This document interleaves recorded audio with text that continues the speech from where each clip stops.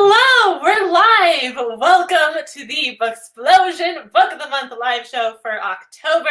Today we are reading The Fountains of Silence by Brutus Petty. Or today we're not reading it, we're discussing. We've already read it. This read along was sponsored by Penguin Random House, so a huge thank you to them. I'm Kat from the channel Katie Tastic. Let's introduce ourselves, I guess. I'm Christine from Pulling Bananas Books. I'm Jesse from Jesse the Reader, and we're Booksplosion! So this was our October book of the month. We're going to get into discussion, all things spoilery and feels and everything. But I feel like we want to talk about... Sorry, why does that always happen? Do we want to talk about our lineup for the next few months now, or yeah? Let's do it. Sure. So it is now November, and this month we are going to be reading Cursed by Frank Miller and Thomas Wheeler. This is the first book in a new fantasy series. It's like a twist on the Arthurian legend, where instead of the sword choosing a king, it chooses a queen. It's going to be a Netflix series. It comes out next spring, right? The Netflix series? Yeah. It's all out now. You can get the book now. The book is out now. And then the Netflix series is currently in production. And I think it's airing like early next year. Yes. Which is pretty cool. And it's starring Catherine Langford. Yeah. Oh my God. Wait, I didn't know that. That's awesome. Yeah. And then our December book of the month. Do one of you guys want to talk about this? I don't have my copy handy. I can try to talk about it. Correct me if I'm wrong. This is the impression I get from like skimming the synopsis, because I'm not a big get into the synopsis because spoilers. But okay, so A Curse So Dark and Lonely is our December book of the month. It's a fantasy, and it's a fairy tale retelling of sorts of Beauty and the Beast. And so there's this 18-year-old prince, and he's caught in this cycle of his 18th year. And he turns into this like beastly person every autumn, I think. Yeah. And those are all the details I know. He has to fall in love to break the curse or something.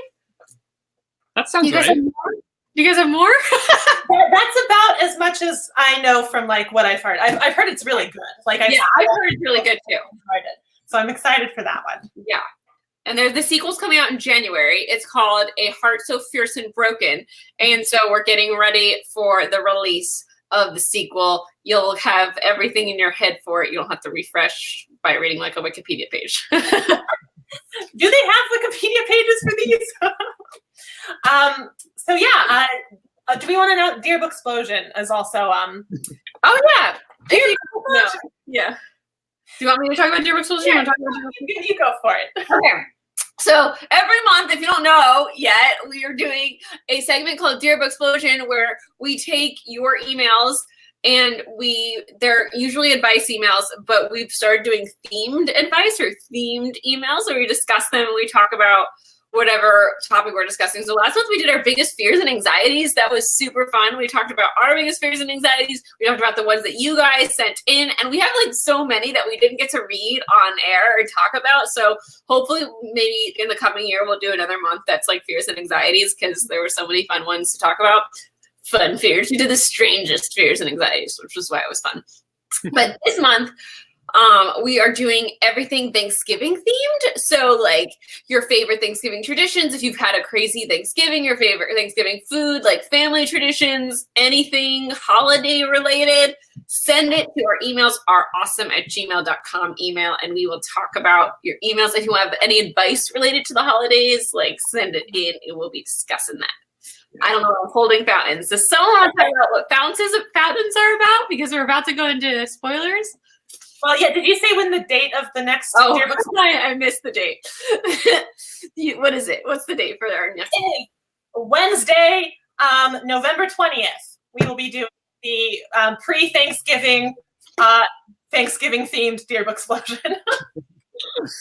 So tune in then for that. And you don't need to read any books ahead of time to join that live show. That's what's fun about the Dear Booksplosion is like we have our monthly book discussions, which are spoiler filled, so you want to read the books with us. But then we also do the monthly advice, just like hangout live shows that anyone can come to, even if you haven't read any books. So join us. And they're all on our channel too. So yeah. Yes, all on here on Booksplosion. All right, Fountains of Silence. Jesse, do you want to talk a little bit about it? Start us off. My thoughts on it, or should I like try to give a little bit of a description? It's really complicated to explain. I can do it. I know it. Okay, you do it.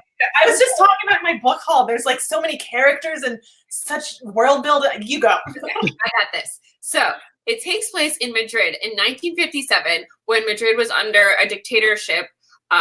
Francesco Franco was the dictator there, and there were so many oppressive laws, and you really you have to read it to hear them all. But we follow three siblings and they're their family after the Spanish Civil War. It's been 20 years, but both their parents died in that war, and so they've been just trying to live, and struggling because it's so hard to earn a living. And so they all live together in one house. And we also follow a character called Daniel from Texas, whose dad is a big oilmonger guy, and he's in Madrid, and he's brought his son Daniel to do business there. And so Daniel interacts with this family and it's their journey, and it's really, really, really good. Yeah, I mean, there's so much complexity too, because that's a great summary, but it doesn't even touch on Daniel.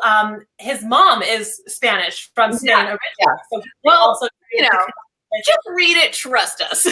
Yeah. But he's also trying to connect with his mother's country, and this is part of his heritage. And he also wants to be a photojournalist. So he's exploring Spain through the lens of his camera. And yeah, then he gets he meets Anna, who's one of the 3 points of view, who's she's our main character of the family that we kind of follow. And they form a friendship and a relationship, and he learns a lot more about what's going on in Spain, because there's so many secrets, just all the people in the story have their own personal secrets, and then there's also a lot of cultural secrets of people just don't talk about a lot of the horrible aspects of the regime that they're under, the oppressive rules and the after effects of the war that they're still trying to recover from. So it's such a complex and really rich story. There's so much going on. It's so enthralling and gripping. That's one thing that I really love about Ruta Sepetys books is it's so immersive in this moment of history. And so you really learn a lot, but it's so grounded in these very personal human stories of Daniel and Anna were our main characters. So yeah, I really adored this. I think Ruta Sepetys is a brilliant storyteller. She's just so good at hooking your attention. And this doesn't have a huge dramatic plot, but there's so much great tension running throughout the entire story that it just really keeps you engaged and flipping those pages. I have random facts about this book if you guys want to hear some. Oh, I don't know if you guys watched this, but she did a little bit of a documentary of the process of writing this book. She does one with every book, but it's super cool. She talked about how she spent 7 years researching for this book. It took 7 years to gather all the information and stuff. And during that time, she obtained official research credentials with the National Library of Spain in Madrid. So she put in the work. Oh yeah, I mean, you can see. So in between chapters, there are actual pulls from different documents that she must have used for research. Yeah. But when I interviewed her, I think that was in 2016, she had been working on this. She was telling me about this book and how she had been working on this.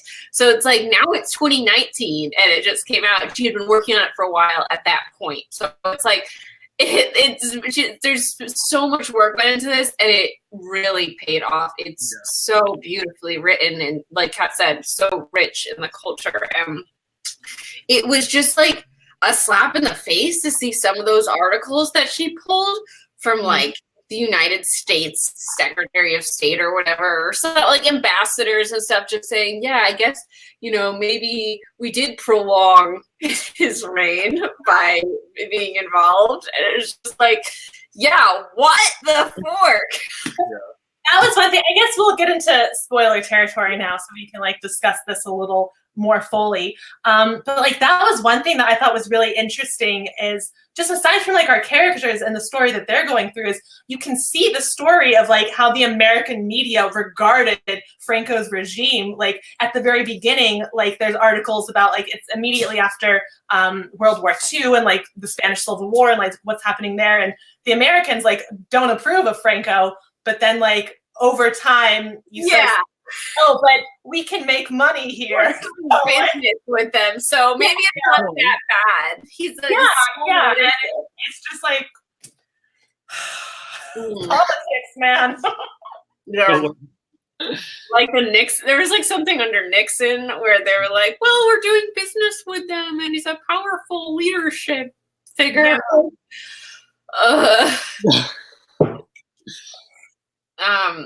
Yeah. So, do we want to get into it here? Do we kind of like said our thoughts? Jesse, did you say your?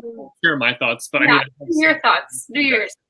I just like loved the different perspectives because I feel like it just added so much to the story because like everybody's coming at it from a different angle. Like we have somebody who's involved in like bullfighting. We have a photographer who's like just visiting Spain. We have Anna who's working in the hotel and Puri, what's her name?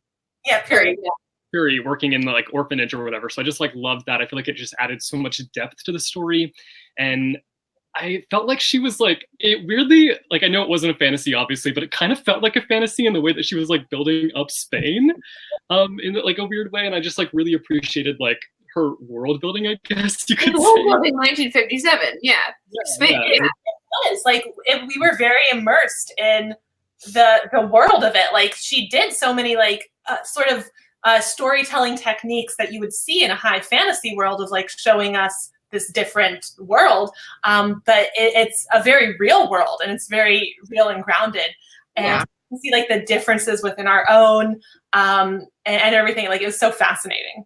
Yeah, I mean, and like, oh, sorry, Jess, go ahead. That's okay. I was just gonna say, like Kat said, like the plot wasn't necessarily like the most crazy thing in the world, but she still made it so compelling. Like you didn't want to put the book down, and that was like really impressive to me. I mean, because his characters' lives were so compelling in the way they were intersecting. And I mean, there was like, so when like I was talking about this book before I had read it. Like, obviously, we don't know how to explain it as well before you've opened this book, but I was talking about how like Ruta likes to tell these like hidden histories that you don't really see as much. And like all I could say at that point was like, oh, Francesco Franco. And so many people were like, oh, we know Francesco Franco. Obviously, he was a huge dictator. But it's things like 300,000 babies were stolen and sold into adoption to people who supported this fascist regime. I mean, like, that's something that you do not hear about. I don't like, maybe I learned about Francesco's name in like history, but I never heard anything about that. Like that was, I mean, that didn't even come out. Like one of the articles, like the Apostle story, like articles, things like that. It said it was dated like 2009 or something. Like it was really recent. Like this only recently like came out and like people knew about it because it was kept so hush hush for so long. Yeah, there's so much detail that you don't know, like you don't hear about. And that's what she pulls out in these stories. Right. It's just like so hard to even fathom that they got away with doing that too. Like it's just like, and that like we're talking about how it happened with like the police state and like the guards and like everyone is like trained to like just keep your head down and just go with it. Right. I liked how we got to see that too. Like Puri in the beginning, she's very much like, oh, I want to follow the regime. Like I want to be like a good Spanish girl, like everyone tells me to be. But she's curious and she has questions. And like as she asks questions, she learns that like that's not really allowed. And like she starts getting in trouble for asking questions and just like wondering like things that aren't even that like controversial in her mind. She just has like simple questions she thinks. But they start like picking at like the picture overall and like it's just spirals into this huge thing. Yeah, and you see Puri kind of be broken down by what he's unknowingly taken apart in. You know, like the way that she talks to Daniel at the end is just kind of really sad because she's like lost her like kind of human spark and she's just kind of melted into what what people expect of her, and she obviously feels such shame, and she didn't know, you know, and like that the last moment we see her when she's young, when she's like, what have I done? It's just so sad. Yeah. I had a question about something that I was a little confused by. Mhm. This is like a complete side note, but Anna kept getting those like letters or whatever, and those were from Nick's father? Through Lorenza, I think. Okay. I Oh, think I thought it was just Lorenza messing with her. I think it was definitely Lorenza, but I got the impression that the father was looking through Lorenza. Yeah, it was connected to him, and like she assumed it was him. But yeah, because Lorenza and him did have like a connection. Thing going on, yeah. And Lorenza had a father who was a feminist, yeah. I was just kind of confused by that because it was kind of like a little bit brushed over. Like for so long, I was like, can someone like stop talking in front of Lorenza? Like oh my god. Well, no one's suspecting her either. Like when she showed up in Daniel's room and he's like, I need towels, and she's like, oh, Anna's busy right now. And then he's like, oh, well, take my room service away. And she's like, you have to call down for that. He's like, I did. Why are you here? He's like, why do you look at the pictures? I was like, take down the forking pictures. People come in your room. Right. Oh my god, I was so scared that something really bad was going to happen to Daniel because of that picture in his room.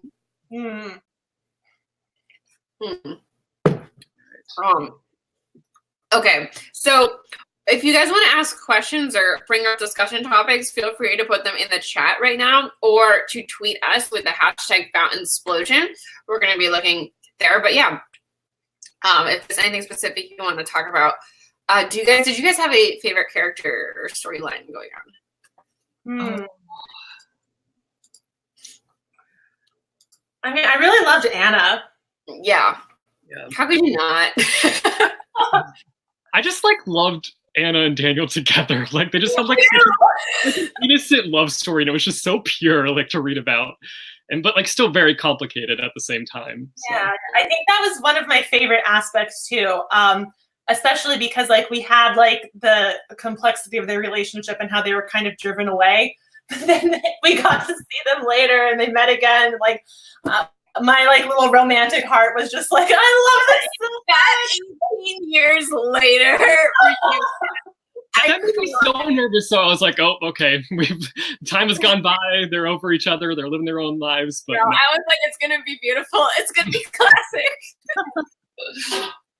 Oh my god, and his sister. I love like we only get to see a little bit of Christina, but I love the relationship it seems like that they have. Yeah. And I really just wanted to see a scene like after, like when they all connected as like a family and she got to know like her birth parents. Right. I mean, that would have been fun to explore, but I feel like that would have taken the whole book into a different direction. Like, I did really enjoy that we at least got Julia and Antonio, her husband, like they at least got to meet Christina and like have that moment of like, that's my daughter. Yeah.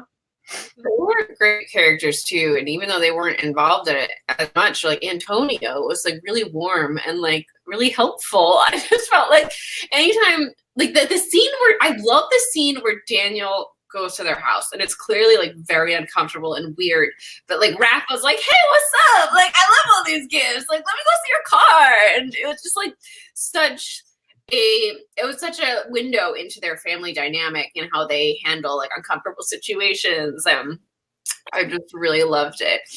And also just like their outlook, because like obviously Rafa has been through some terrible stuff as well. But he still like stays so positive and hopeful, and his work with like Fuga, like trying to get him to be a matador. Like Rafa was another one of my favorite characters. I really loved him. And the whole thing with Fuga was so heartbreaking. I was so sad. And like, it's so cool that bullfight scene where you're like, they're working up to it and you're like, oh, is he going to die or is he going to get hurt? Is this not going to work out? And like, it goes beautifully and it's so sad. So heartbreaking.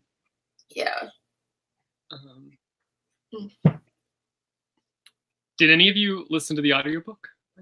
I did. Did you? I went back and forth. Yeah. Okay. How was the audiobook? Good. Yeah. I feel like at first I liked the book better because I was reading the book first, and then once I got into the audiobook, I was like, they're both like they're perfect. Like I could glide perfectly from one to the other. See, I started the other way. I started listening to the audiobook, and then I was like, oh, there's 10 hours left. I need to move a little bit faster. So I started like reading the actual book, and I got completely sucked into it. Another thing that I really like that I think the storytelling is just so good is how Ruta does the short scenes. Yeah. You know, the chapters are relatively short, and like I feel like each chapter is just like a single scene. So you really know more than a couple of pages. So like it felt almost cinematic, like a movie, because like we're seeing this huge scope of the story, but like landing in these very personal scenes, and it just moves so quickly. Like you never get bored of someone's perspective because you're only in there for a few pages, and then you're moving on to the next thing. I love that because it feels like you're going through the book so fast too. Yeah, I was like flying through. I was like, I'm reading this 500-page book very quickly. Yeah. That was great. And like, especially, I wasn't anticipating that, especially, I mean, I should know better with Ruta Sepetys by now, but like, especially like a thick historical fiction book, like thinking like a 500-page historical fiction, like that sounds intimidating, and like it would be kind of a dense read, but this is not a dense read at all. It's like beautiful. There's so much depth and complexity, but it's very accessible. Like the language is very easy to understand and easy to read and easy to fly through, but there's still so much depth and nuance. Like again, Ruta Sepetys, brilliant storyteller. Yeah. Did the audiobook have like different narrators for each voice, or was it the same person? It was the same person, but when they had an article, there was a different like dude that read the articles. It had a full cast, but it was like one woman who was narrating all of the narrative, and then like they had other speakers who did the voices of like the articles and telegraphs and stuff like that. We have a question in the chat. What do you think Prairie meant when she said that she made a mistake when she was looking at Julia's baby? The suspense killed me. And I think that she was talking about the toes, like she, or because she spent so much time with Clover, she knows what she looks like. And when she got a good look at like Lolly, and she was like the exact same baby.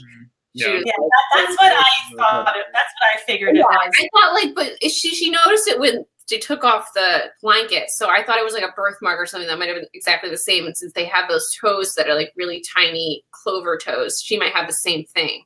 But I don't think it was both of them who had the smaller toe, because one of them was born, both the babies were born premature, but like one was smaller than the other, and that was how they kind of separated them and played it off as like one of them died when she really didn't. Yeah, I don't know, but like someone saying make sure she met the toes because she said she kissed her head to toes. Yeah, I feel like it had to be the toes though, because she said it was like a physical thing. Like they're identical, so they might still have it. I don't know. Because Julia said something about it at the end too. When they were talking. She remembered like her baby daughter's toes. Yeah, she remembered the toes. So I don't know. But it was something on her body. Like it was something about like they're exactly the same. Yeah, it was either she recognized, she like saw the toe, the birth effect was like the same, or it was she just recognized the baby and was like, this is the baby that looks identical to the one we just adopted off. Mm-hmm. Let's see.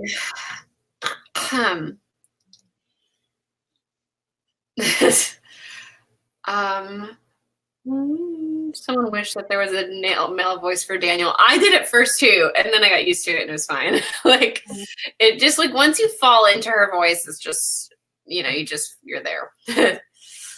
Thoughts on the quotes breaking up the chapters? I mean, like the articles and stuff, I thought they were really well placed.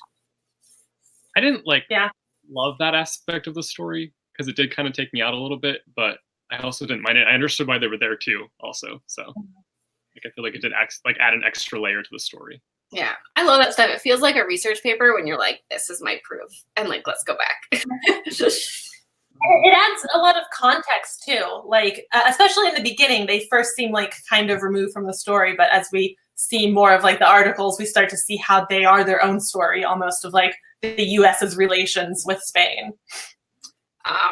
Jesse, you want to read this? Yeah, Imogen says, I thought the Daniel versus police was really underplayed, but I liked that the fear lingered. I mean, yeah, I feel like it was just to put that fear in us, you know, because we were always kind of scared. When he took that picture in the truck, I was so scared that someone was going to see him and just shoot him. Like, I was definitely like expecting a lot more with that too, because I feel like going into the book, that's kind of how it was pitched as like.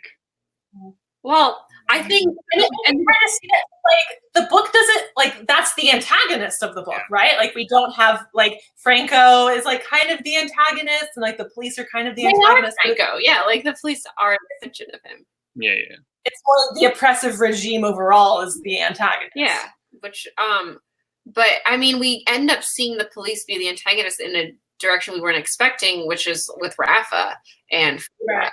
And I think it kind of also plays to how society usually and things end up in that time. You know, like he was like the rich. He had all these connections. Like if the police got to him and he wasn't shot, then he'd probably get out of jail because he's like wealthy rich dude.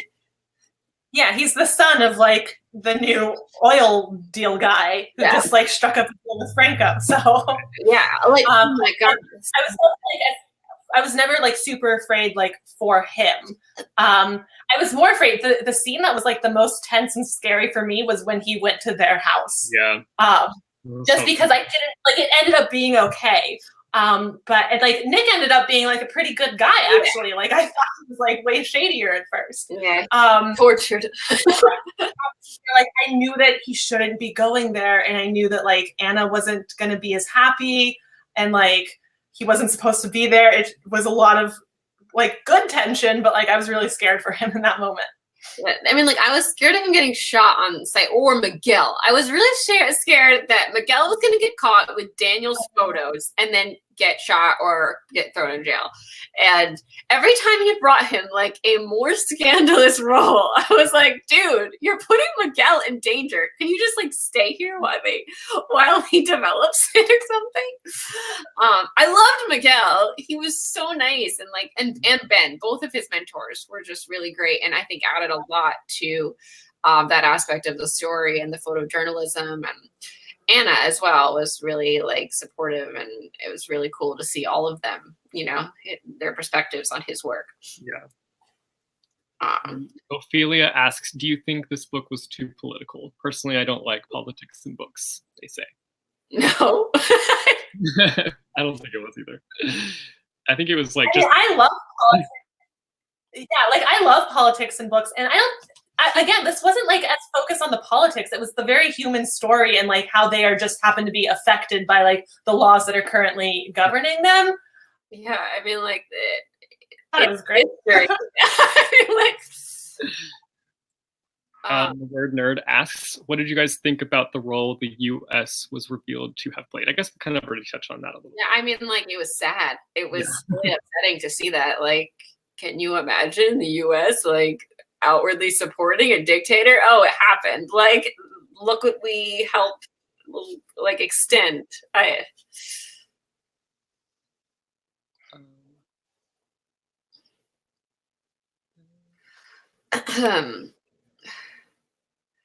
Who do you think the characters that played the antagonist role? Well, like Lorenza was a big antagonist in the hotel. Oh my god, how much did you love Carlitos? I really wanted to see him in the reunion. Why wasn't Carlitos invited? That was one thing that like I would have loved to see him there at the end.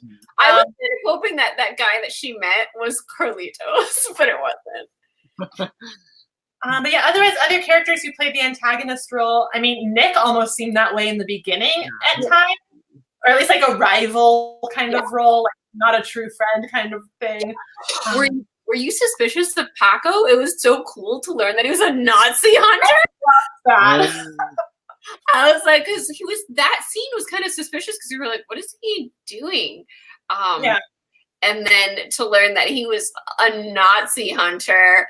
Like, damn. I love that part because that was like kind of a suspicious, like, oh, what's this thread of mystery? Like, why does he have all these German words and he's researching this random village? Like, what's going on?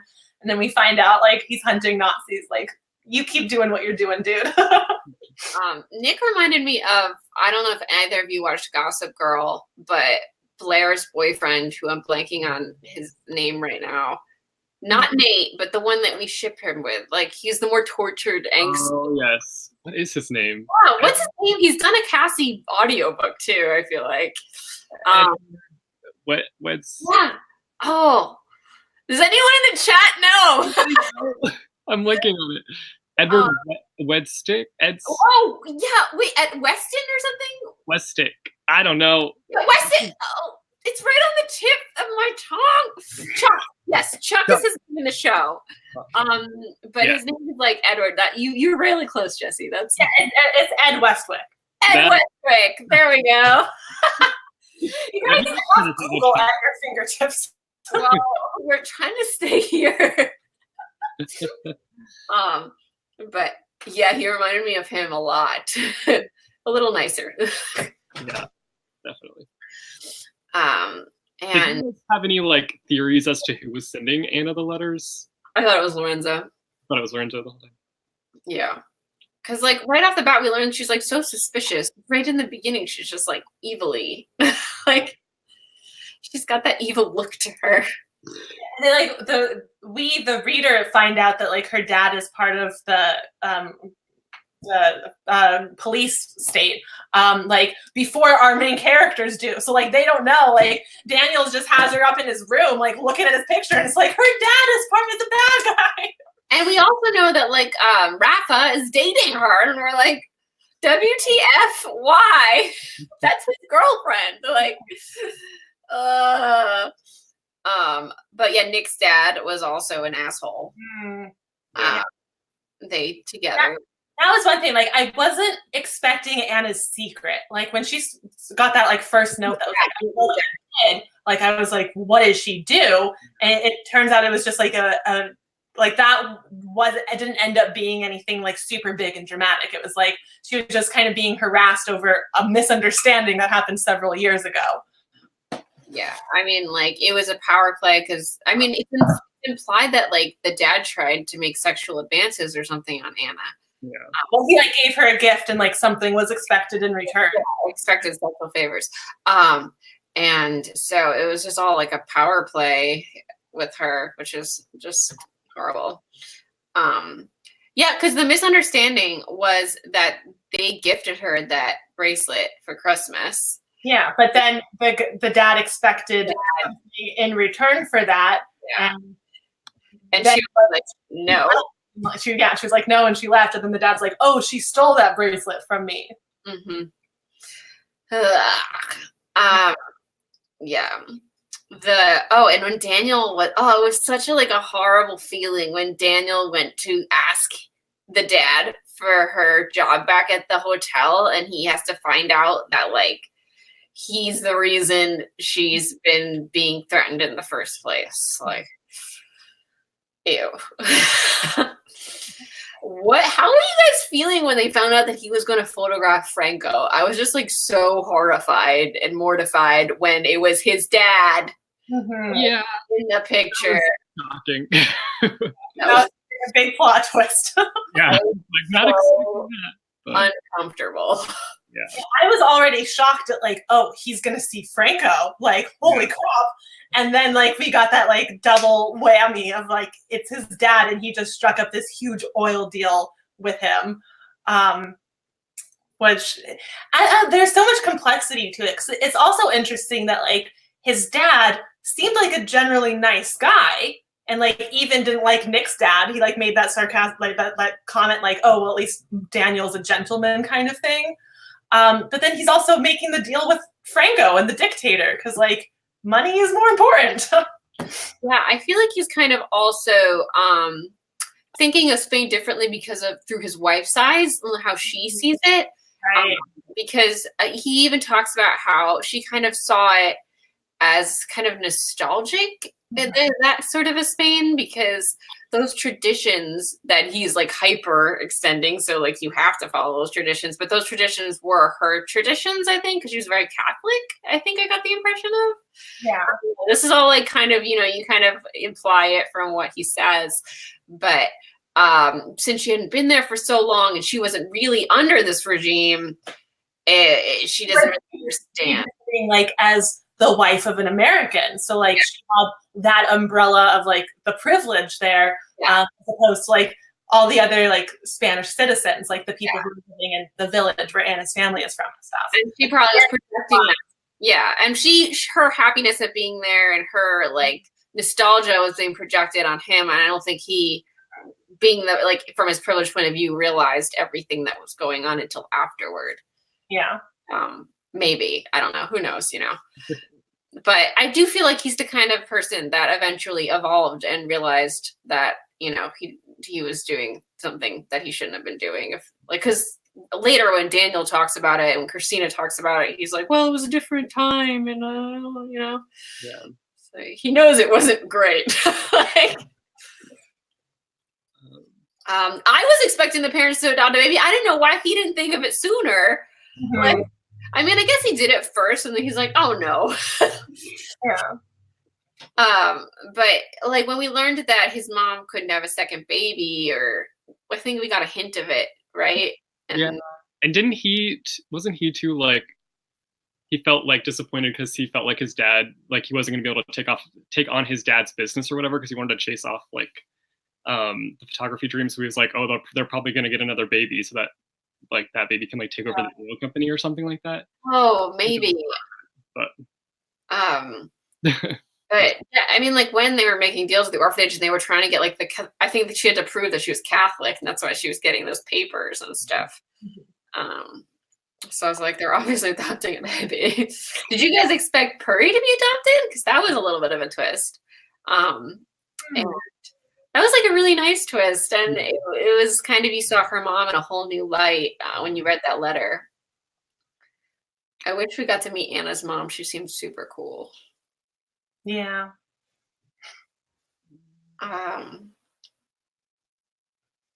Oh, were you surprised about the miscarriage?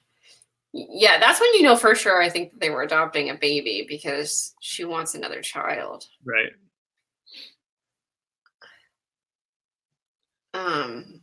Yeah, I guess I wasn't that surprised, because like we had some hints like kind of leading in that direction beforehand of like the mom was having a hard time. So like I didn't feel like that was like a big surprise, but it did start like lining up the pieces of like, oh, they're gonna be adopting a baby kind of thing. Mm-hmm. Oh, we have some questions on Twitter from Renee. Did you have a character that you could relate to while reading this, since there were so many different kind of personalities we got to see? Or was there a character that you didn't like or necessarily click with? And I think, I mean, these characters are probably very different, for they're leading very different lives, but there are little aspects of everyone that you can kind of,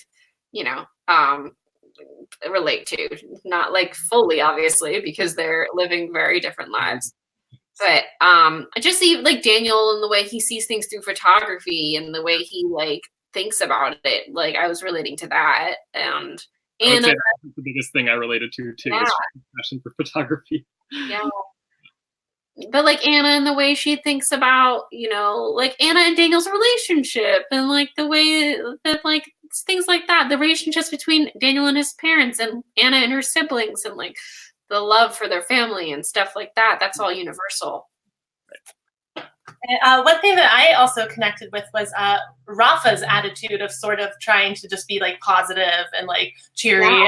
Yeah. Because like everyone has hard things that they go through and stuff, and to like be able to like maintain that like cheeriness and positive attitude, like I thought that was really admirable. Yeah, and even like Puri feeling really scared to like question authority. Like, I mean, I feel a lot of people have been in a situation where you're afraid to speak up but that maybe that person of authority was doing something wrong and you didn't know how to approach it.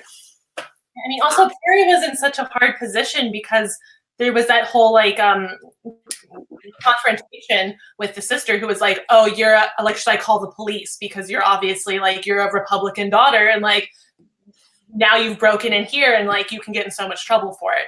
And like they just kept her under control by fear, like entirely.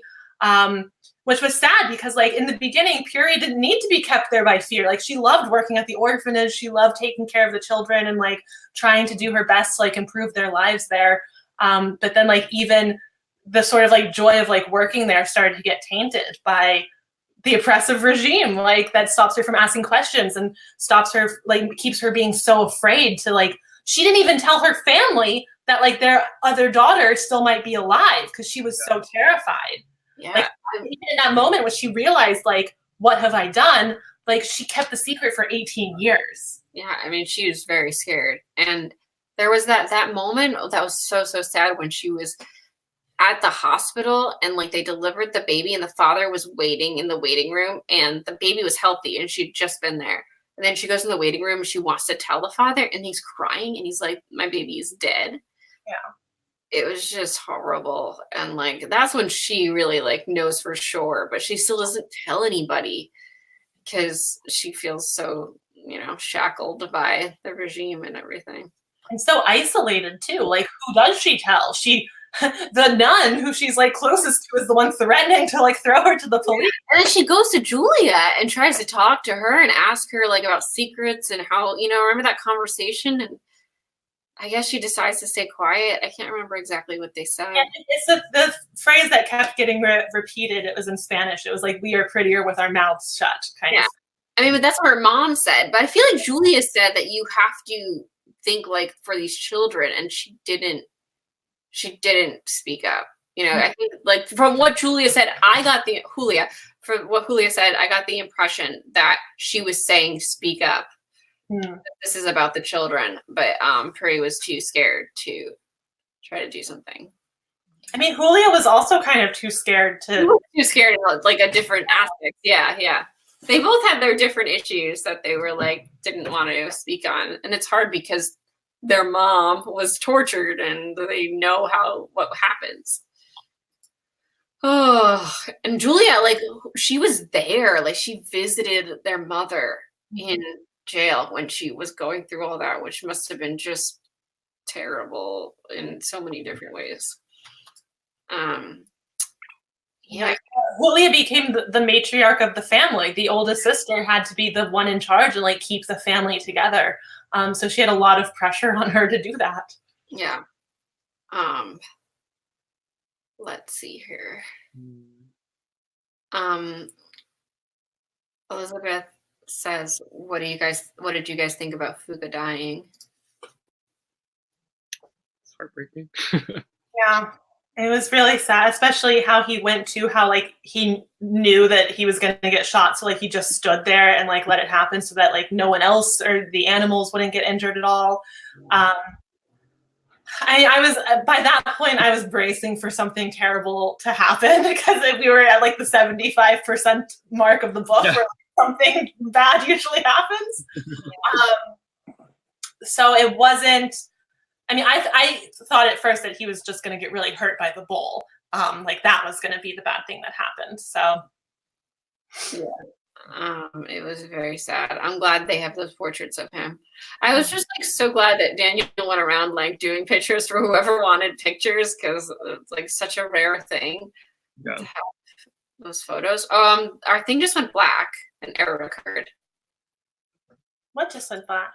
The feed. Oh. Okay, now it's back. I just refreshed. Okay. I don't know if that happened for anybody else. Someone said, oh no. Oh. The video feed. Still up. Is it up on your guys' computer? I had the black screen and then I refreshed and it's fine. I said that they refreshed and it was okay. Okay. Okay. Cool. Was there anything that we wanted to touch on before we talked about next month? I feel like we covered quite a bit. Yeah. Let's quickly just tell everyone we're going to be at Y'all Fest next weekend, which is the 8th and 9th in Charleston, South Carolina. And the Book Explosion panel is on Saturday at, I want to say 4. It's at 4. And I am doing 2 signings. I have one on Friday at 2, and then I have one at, I think at 1 o'clock on Saturday. But check the schedule. It's on the Y'all Fest website. And yeah, and what's coming up? Let's go over our months one more time. This month's book of the month, and our live show is on November 30th. Nope. December 8th. What is it? December 8th. December 8th. I'm sorry. And Dear Book Explosion is on November 20th. And then we've got A Curse So Dark and Lonely for December. We'll be sharing all of the live show stuff on Twitter. So yeah, it'll be written down somewhere so you don't have to rely on us not quite sure when our dates are. And for December, we'll also be doing like our Book Explosion superlatives, which is always so much fun. Like we ask you guys for superlatives. We do our own superlative, like best book of the year, like least exciting book of the year, least exciting character of the year, best character of the year, all that stuff for all the Book Explosion books we've talked about this year. So I love the ranking part where we go through and we all rank like the top, like 1 through 12. I love it too because it's also like it's such a doable number. It's not like there's a gajillion, so it's easier to rank your books. Also, I love seeing how my lineup compares to your guys's because like sometimes we'll have like really similar, but then sometimes it's like completely different. Yeah. So it's gonna be super fun. Hopefully we see you guys on next live shows and at Dear Book Explosion. Send us your emails. Emails are awesome@gmail.com with an R, letter R instead of the word R. I think it's in the description. Yeah. Cool. Okay. Thank you, everybody. Bye. Explosion. Thanks for watching. Have a great day.